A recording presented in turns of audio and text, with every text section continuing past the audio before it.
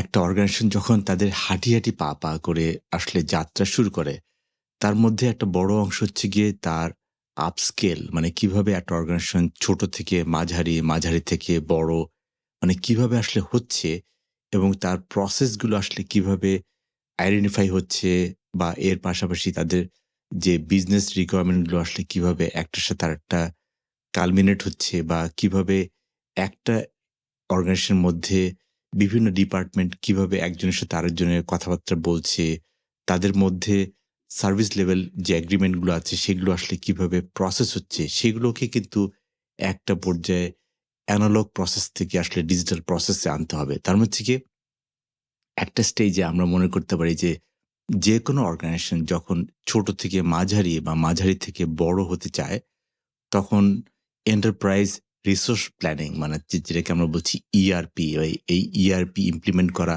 Of course একটা mandatory পর্যায়ে পড়ে যায়। কারণ একটা অর্গানাইজেশন যখন ছোট থাকে তখন তার যে বিভিন্ন ডিপার্টমেন্টের মধ্যে যে সার্ভিস লেভেল এগ্রিমেন্ট বা যেটা আসলে আমরা বলি যে একটার সাথে আরেকটা মানে প্রতিটা ডিপার্টমেন্টই কিন্তু একজন আরেকজনের কাস্টমার। তো একজন আরেকজনের কাস্টমার হতে গেলে তাদের মধ্যে যে সার্ভিস লেভেল এগ্রিমেন্ট যেগুলো আছে সেগুলো কি ইনিশিয়ালি হয়তোবা কাগজ কলমে আমরা মেইনটেইন করতে পারি। কিন্তু একটা পর্যায়ে এটাকে আসলে মেইনটেইন করা সম্ভব না। আর সে কারণেই কিন্তু এই ইআরপি এন্টারপ্রাইজ রিসোর্স প্ল্যানিং মানে প্রতিটা অর্গানাইজেশনের মধ্যে, প্রতিটা ডিপার্টমেন্টের মধ্যে যে রিসোর্স আছে, সেই রিসোর্স গুলো কিভাবে একজন আরেকজনের সাথে কথা বলবে, কিভাবে একজন আরেকজনের সাথে কমিউনিকেট করবে এবং what is the service level agreement সেটা যদি আমরা একটা ইআরপি সিস্টেমের মধ্যে না আনতে পারি তাহলে আসলে এটার একটা পেইন পয়েন্ট আম হয়ে দাঁড়ায়। আর সেজন্যই আসলে যেকোনো আ এন্টারপ্রাইজ রিসোর্স প্ল্যানিং বা এটার ডেপ্লয়মেন্ট এর একটা বড় অংশ হচ্ছে গিয়ে কেন এই পরিবর্তন প্রয়োজন? এই পরিবর্তন প্রয়োজনের জন্যই আসলে আমরা এত ধরনের আলাপ করছি যে, এটাতে আসলে কেন একটা ইআরপি সিস্টেম আমাদের দরকার এবং এটার বেনিফিটটা কি? এবং তার সাথে সবচেয়ে বড় অংশ হচ্ছে গিয়ে, এটা কিভাবে আমাদের কষ্ট কষ্টকে নিয়ে যাবে এবং কিভাবে আসলে আমাদেরকে আ সময় বাঁচাবে বা সময় বাঁচানোর পাশাপাশি আসলে কিভাবে আমরা আমাদের বেনিফিট গুলোকে আসলে কাস্টমারকে দেওয়ার জন্য আসলে দেখতে পারি। এটা আসলে সরকারি বা বেসরকারি সবার জন্য প্রযোজ্য। সবাই কিন্তু সবারই কাস্টমার আছে।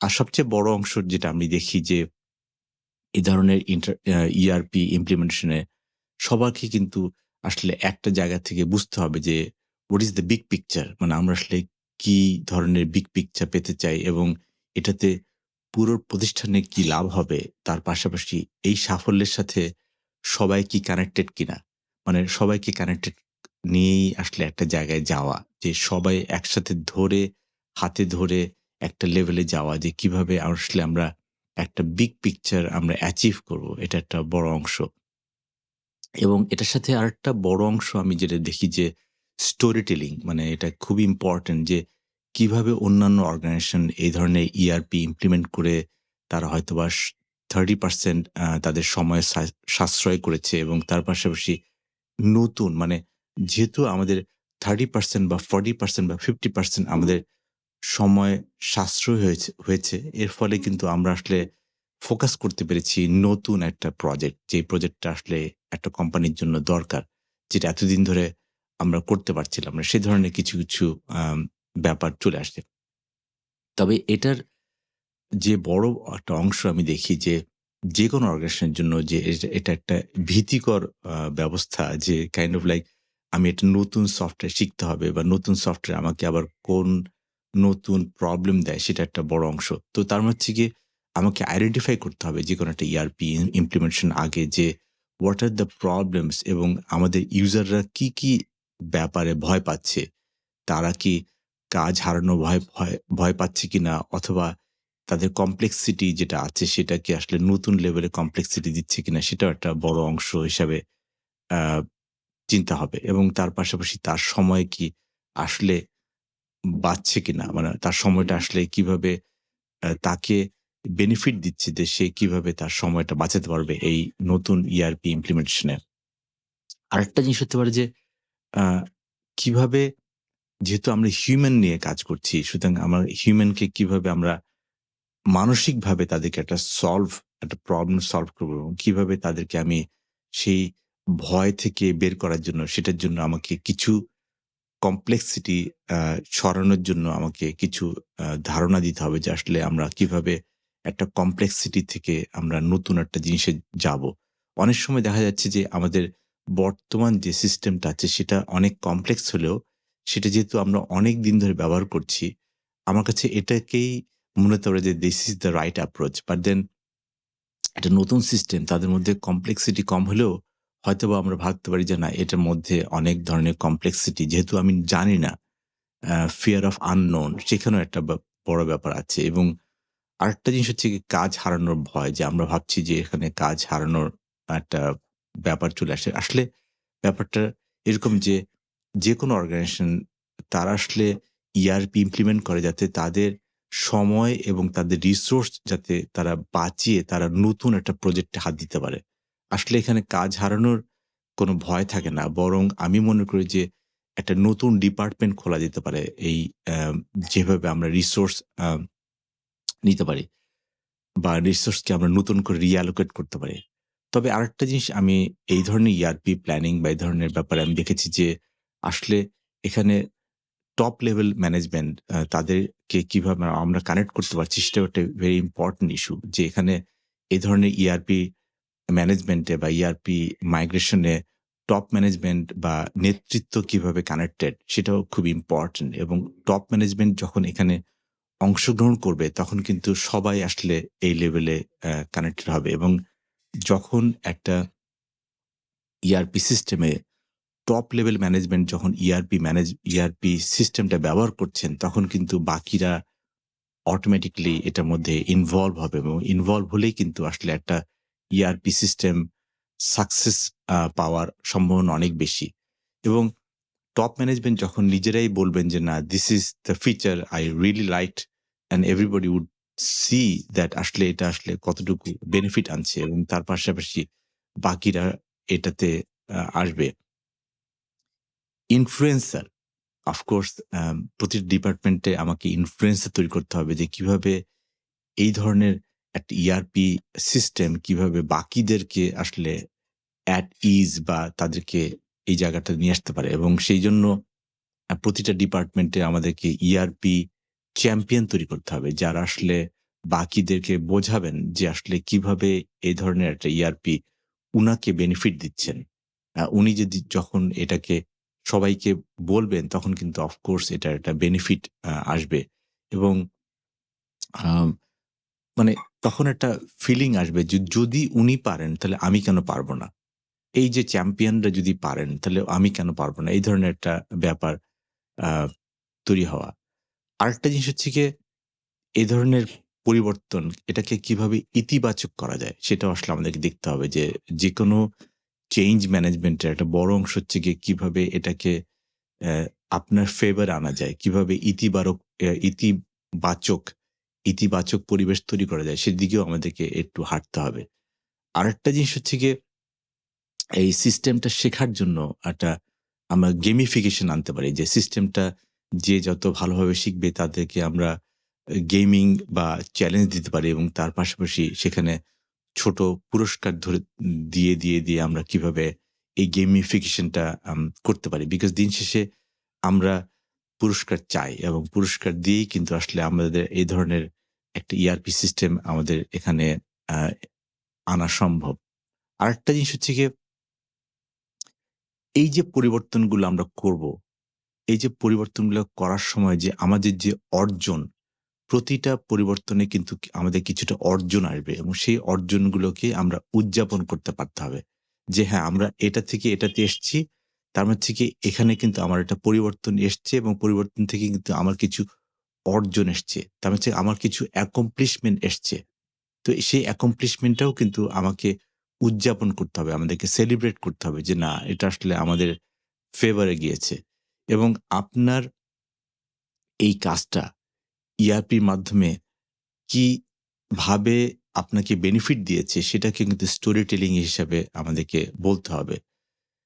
আরেকটা জিনিস আমি ফাইনালি এটা বলতে পারি যে যেকোনো ইআরপি সিস্টেম আমাকে করার জন্য আমাকে এটার জন্য একটা আস্থা তৈরি করতে হবে কোম্পানি ওয়াইড যে আসলে আমার এই ইআরপিটা কিভাবে আমাকে বেনিফিট দিচ্ছে এবং সেই জন্য মানুষের আম মনের যে পরিবর্তন সেটার জন্য আস্থা তৈরি করা একটা ব্যাপার।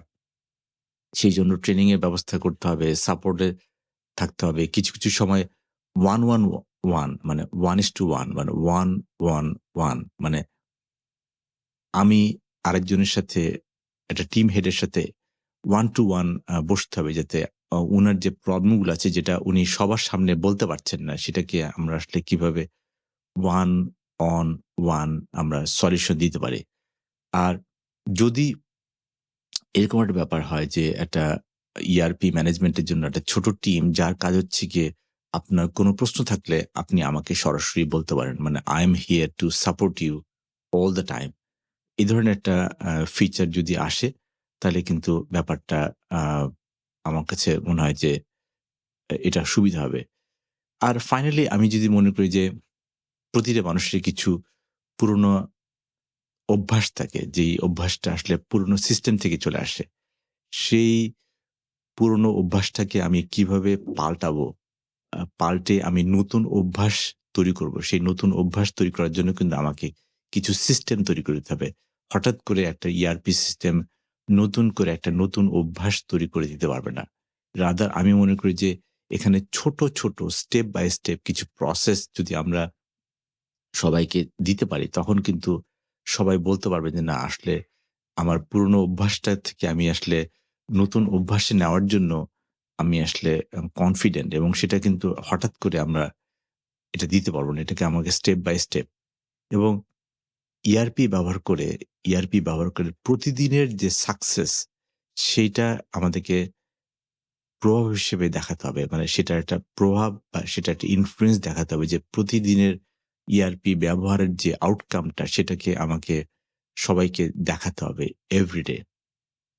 আরেকটা জিনিস আমি মনে করি যে আম আমাদের একটা মনোভাব তৈরি করতে হবে যে আমার মনোভাব থেকে আমাদের মনোভাব যে না আসলে আমরা এটা সবার জন্য প্রযোজ্য। আমাদের অ্যাজ এ টিম এটা বেনিফিট আসবে। তার মানে হচ্ছে কি আমরা একটা টিম হিসেবে যখন কাজ করব তখন আমার বেনিফিটটাকে কিভাবে আমাদের বেনিফিট হিসেবে দেখানো যায় সেটা একটা আ বড় ইস্যু যে কিভাবে আসলে আমরা এটাকে সলভ করতে পারি। আরেকটা হচ্ছে গিয়ে সবার ইনপুট নিতে হবে। সবার ইনপুট নিয়েই কিন্তু সামনে আগানোটা ইম্পোর্টেন্ট। আর দিন শেষে যেকোনো প্রজেক্টের মতো এই প্রজেক্টের সময় দিতে হবে। সময় দিতে হবে এবং ধৈর্য ধরতে হবে। সময় এবং ধৈর্য এটা খুবই important for any ERP to implement. আমরা যদি সময় না দেই, আমরা যদি ধৈর্য না ধরি, তাহলে কিন্তু এটা সম্ভব না। আর এর পাশাপাশি আমাদেরকে ট্রেন্ডটাকে আমাকে এনালাইসিস করতে হবে বা ট্রেন্ডটাকে আমাকে বুঝতে পারতে হবে যে অ্যা শুরুতে যারা বাধা দেবে বা বাধায় পড়বে বা তাদেরকে কিভাবে আমাদেরকে হ্যান্ড হোল্ডিং করা যায় সেটাও আমাদেরকে দেখতে হবে যে তাদের আচরণ কিভাবে আমরা চেঞ্জ করতে পারি এবং সেটাকে আমরা কিভাবে উদাহরণ হিসাবে সবার সাথে আলাপ করতে পারি এবং ফাইনালি অফকোর্স সময় দিতে হবে, ধৈর্য ধরতে হবে এবং ফলো আপ করতে হবে। প্রতিটা জিনিসের ফলো আপ করতে হবে এবং ফলো আপ এর আসলে তাদের প্রতিক্রিয়া দেখতে হবে। তাদের ফলো আপ এবং তাদের চেঞ্জ সেটার প্রতিক্রিয়া বা সেটার রিঅ্যাকশন, অ্যাকশন এবং কাউন্টার রিঅ্যাকশন আমাকে ফলো করতে হবে এবং ফলো করলেই কিন্তু আমরা আসলে বুঝতে পারবো যে এই জিনিসটা আমাদের জন্য আ কতটা আ সহজ। আমি মনে করি যে এ ধরনের ইআরপি ইমপ্লিমেন্ট এর জন্য আমাদের মানসিকতার পরিবর্তন শুধু না, বাট এর পাশাপাশি আমি মনে করি যে এটাকে হিউম্যান অ্যাঙ্গেল থেকে দেখতে হবে। অফকোর্স প্রযুক্তিগত কিন্তু সমস্যা কম থাকে। আমি মনে করি যে মানসিকতার পরিবর্তনটা কিভাবে আসলে আমরা কোম্পানি ওয়াইড করব, সেটা একটা মানবিক সমস্যা এবং সেটাকে we have to solve a humanly এবং সেটাই আসলে আমাদেরকে নিয়ে যাবে নেক্সট স্টেজে। আজকে এ পর্যন্তই। থাকছেন তো সামনে।